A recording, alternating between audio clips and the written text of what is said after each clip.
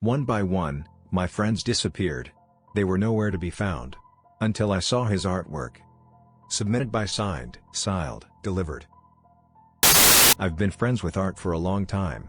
We live in a small town, and had first met at the one playground that the town had. He was building a complicated sandcastle, which was inspiring to the 6-year-old me. He was the same age, but way advanced in the art of sandpacking. I had joined in, and followed his instructions to help build a moat. From then, Art and I were firm friends. His parents named him Arthur, but Art always sounded right to me. More him. After all, he was an artist. When Art first showed me his drawings more than 10 years ago, at the tender age of 7, they had still been amateurish. I was still really impressed, though. His skills were far beyond what my own 7-year-old hands could achieve.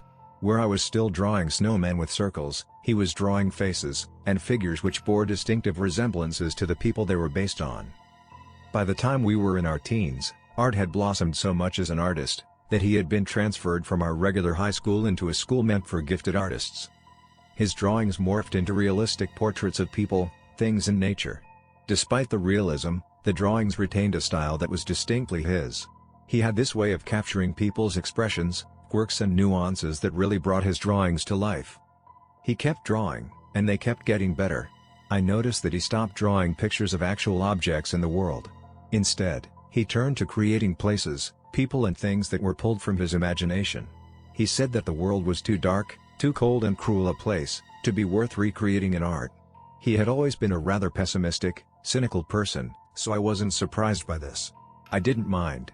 He was still a hell of a good friend, and personally, I preferred his new artworks to the old. When it came time to choose a college, he decided to go to the local college with me. He said that he was sick of being saturated in the arts, and wanted to go to a college that offered variety. I was pleased. I figured we'd have a good time together at college. In our first year together, we spent a lot of time together. However, every night after 9 p.m., he'd retreat back to his room to draw. Sometimes, I hung out with him in his room, studying, or working on my personal research. However, as time went by, I started spending more nights out partying and chilling at other friends' hangouts. I stopped inviting him along for every events, given his usual declination. We still remained good friends though. That never changed. Art became more and more reclusive, hardly making friends with anyone else. He developed more extreme views of the society and the world. In soft tones, he would tell me all about what was wrong with the world, and how it can't be saved. That the world as it was doomed. It didn't affect our friendship. I actually liked his musings and found him interesting in a weird way. I got close to quite a few other friends too. Especially Nathan. He was like the brother I never had. We met during our first lecture in a math module, and hit it off right away. Soon, we were hanging out almost every day, and we gradually picked up Eddie and Sean along the way, and the four of us became pretty good friends. Nathan went missing 2 months ago. I wasn't shocked when I first heard that he hadn't returned home after party at a friend's. He was quite the drinker, and I figured he had drunk himself silly and was sleeping it off somewhere in town. But when he didn't show for the whole of the next day, I got really concerned. I must have called him 20 over times that night, when I realized hadn't seen him in any of the lectures we had together. His parents were really worried too. But we held out hope that he was just dealing with a nasty hangover somewhere, that he had his own reasons for not wanting to get home just yet. I remember the sinking feeling in the pit of my stomach when the next day came and passed, and there was still no sign of him. It was soon a full 48 hours since anyone last saw him, and his parents made a police report. The sheriff and his people were everywhere for the next week. I was the first to be interviewed. I told them everything I remembered from the night he went missing. I was at the party too, and we were both downing shots like there was no tomorrow. I'd gotten pretty tipsy, but he was still going strong, what with his stomach of steel and whatnot. I'd got separated from him when he left the party to answer a call. I was roped into a game of beer pong, which I lost terribly. Which meant I had to down many more cups of beer. The rest of the night was a haze, and I didn't remember him coming back in.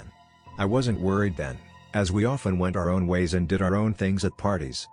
No one else remembered anything of use too. Someone remembered seeing him frowning and speaking on the phone out on the front yard, but didn't see where he went after.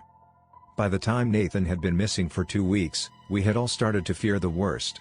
The police investigation went on, but no one seemed to be looking hard anymore. Eddie and Sean came over often. They knew how close Nathan and I had been, and how hard hit I was by Nathan's disappearance. We'd talk about what could have happened, share our own theories.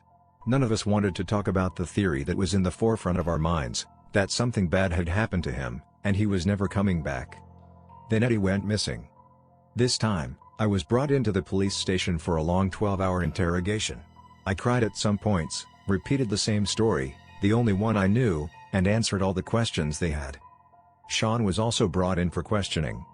When it was all over and we were both released home, I was in a bad state. It was the second time I'd lost a friend. Sean and I stopped hanging out after that. We were both too traumatized by the disappearance of Nathan and Eddie. Hanging out with Sean felt weird after that. Whenever I spoke to him, all I was reminded of was the absence of Nathan and Eddie.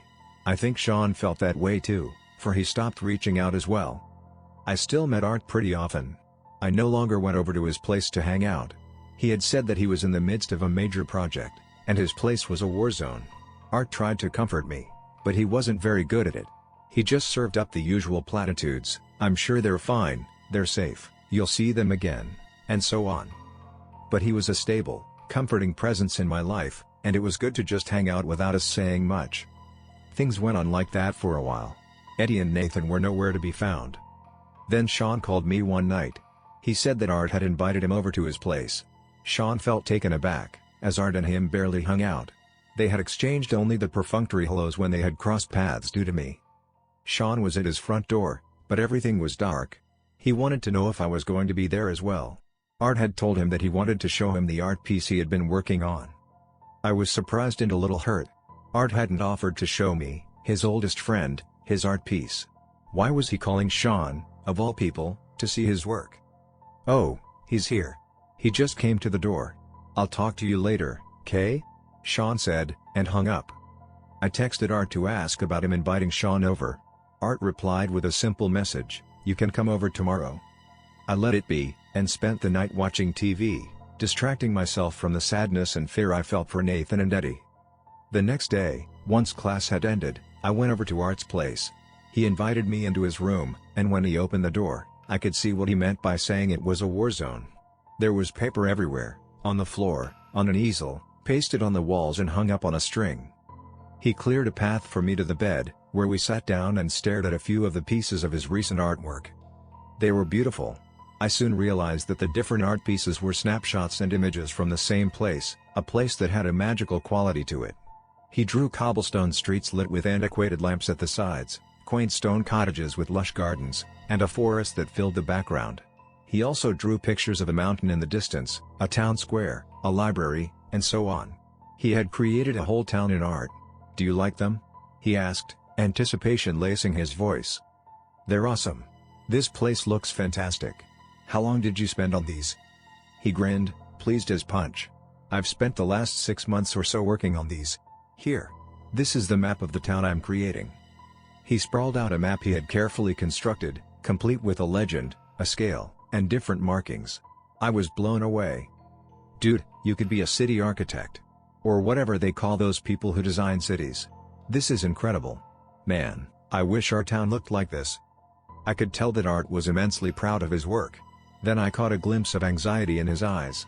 He cleared his throat nervously, then picked up large squares of paper from his table. With a solemn gesture, he laid the pieces by my side. I picked the first one up.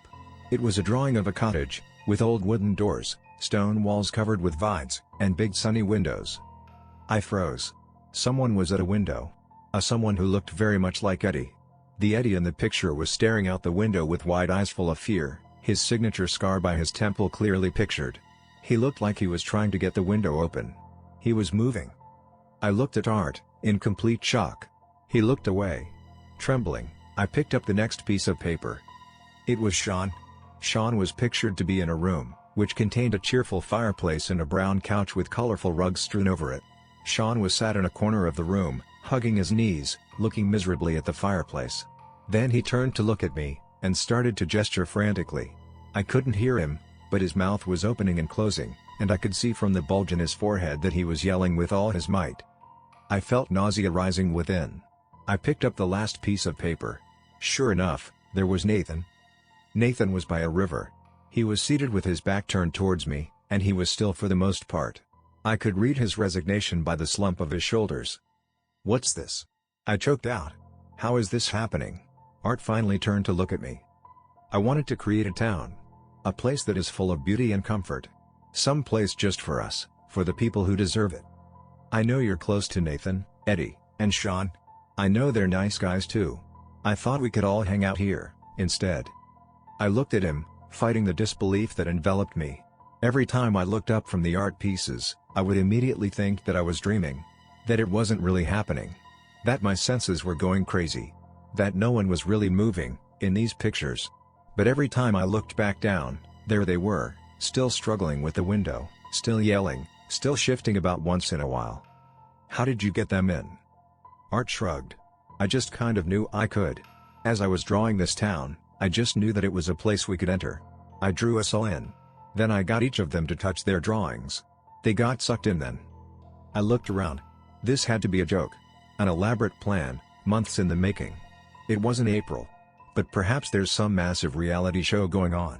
A show that involved everyone in town, the sheriff, the officers. It didn't make sense, I knew.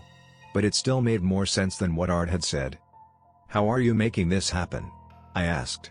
"Come on, joke's over. Stop messing with me." Art didn't respond. He just looked at me. I looked back down, unnerved. Then I saw Nathan turn in the drawing. He caught sight of me, and his eyes widened. He started yelling, unheard. It was like watching a movie on mute. Then I saw Nathan kneel down. He was writing something, in the soil.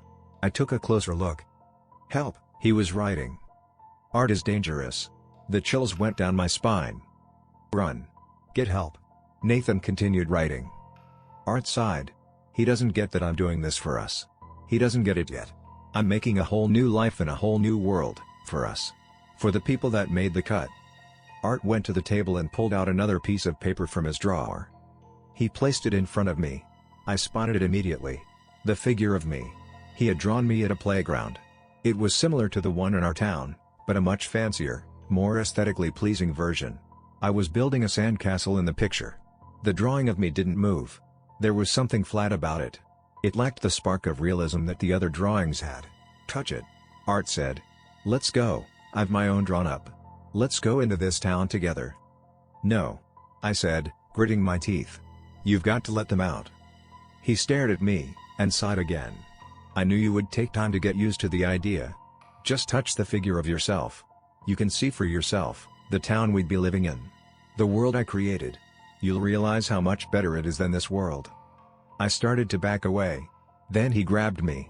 In a few quick moves, he got behind me, and pressed me to his chest. There was a knife at my throat. My mouth gaped open in shock. I couldn't believe what was happening. Art had never pulled a knife on anyone. He wasn't a violent person. "Now, place your hand on your picture. Do it now." I didn't move.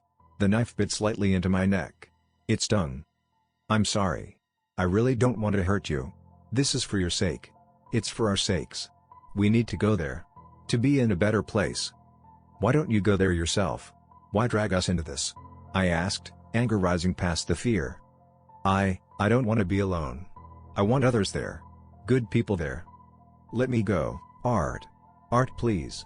You've got to stop this. Let them out." At that tense moment, there was the sound of a car pulling up in front of the house. "They're not supposed to be back for another week," Art cried. Sensing his hold weaken for a second, I grabbed the arm holding the knife and jerked backwards, knocking him off balance. He fell back with a thud and released his hold on me. I smashed his hand on the floor, and the knife clattered to the side. Looking around wildly, I grabbed the pencil holder from his table. The pencil holder was a steel sculpture that mimicked rows of paintbrushes lined together to form a box shape. It was a gift I had given him for his birthday, when we were teens. I paid $5 for it at a yard sale.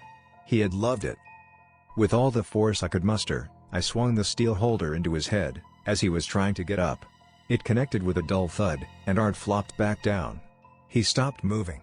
Blood started to ooze from his head. Gripped with fear, I checked his pulse. He was still alive. I breathed out the breath I'd been holding. Then I heard the front door opening. I looked at the scene before me and realized what it would look like to his parents. I was screwed. Then an idea flashed into mind. I hurriedly searched through his drawer. Sure enough, there it was. A drawing of Art himself, in the town square. He was holding a sign that said "Welcome to our new home." I grabbed the drawing and rushed over to Art's inert body. I placed his hand on the drawn figure of himself. Nothing happened for a moment. Then, right in front of my incredulous eyes, Art seemed to get sucked into the picture. His hand and arm went in first, then his entire body got drawn into the small space on the picture, distorting in size as it went in. Then Art was gone. From this world, at least. I looked at him in the picture. The smiling picture of him was now replaced by his unconscious form, lying on the ground. Around the drawing of his head, red trickled out. I wiped up the spot of blood on the floor with a shirt strewn on his bed. I stuffed it in the backpack. I hastily grabbed the other pieces of paper with Nathan, Eddie and Sean on them. I then grabbed as many of the other pieces of artwork as I could, and stuffed them in my backpack. "Arthur, are you home?" The voice sounded out from downstairs. Composing myself and finger-combing my hair in place, I slung my backpack on. Then I opened the door, a smile plastered on my face. "Hey Jamie." Arthur's mum was one of those hip ladies who insisted that you call them by their first names. "Hey, you. You're here. Where's Arthur?" "Art went out to get some stuff he left at school. He told me to wait here, but it's been quite a while and he's not back yet. I really do have to go, though. My parents are waiting for me for movie night." "Ah, right. You get going along then, don't keep your fam waiting. I'll let Arthur know when he's back." "Yay, alright, thanks Jamie. I'll see you around soon. Hope you had a good vacation." I did, indeed. Too bad it was cut short. Emergency work stuff and such. "Well, I won't keep you. Go along then." "Yay, right. Bye Jamie." I hurried out the front door. I sat alone in my room, the 5 drawings of us ahead of me. The others were gone from their respective drawings now, and they were all surrounding Art in the town square. They didn't seem particularly inclined to help him. I'm not sure what to do next. Perhaps I'll go to the police. But I'd shown my parents the pictures, thinking that there was no way I could explain what was going on. They had to see for themselves. They didn't see anything. They just saw the still, unmoving image of the town square. When I kept pointing out the 4 figures in the square, they just looked at me with bewilderment, exchanging looks of alarm with each other. When my dad suggested calling the emergency psych services, I changed track really quickly. I pretended that it was all a joke, an experiment my friends and I had agreed to do on our parents. They got mad, then. I just kept saying sorry as they rebuked me, then excused myself to the room. The police weren't a good idea. I stared at them looking up at me from the picture for a while longer, feeling helpless. Then I tucked them in my drawer. I wanted to wait for Art to wake up, to tell me how they could get out. I couldn't sleep that night. I kept Googling possible ways to undo whatever Art had done, but couldn't get anything usable or feasible. When the sky lightened again, I was still hard at work, listing out all the ways I could think of or that was suggested online. I was going to try them all one by one. I glanced at the art piece again. They were no longer in the town square. I found them in the cottage, the one with the fireplace. I did a double take when I saw what they were doing. Art was tied up on the floor. Nathan was holding a poker in the fire, heating it up. The rest were watching nervously. They appeared to be asking Art questions.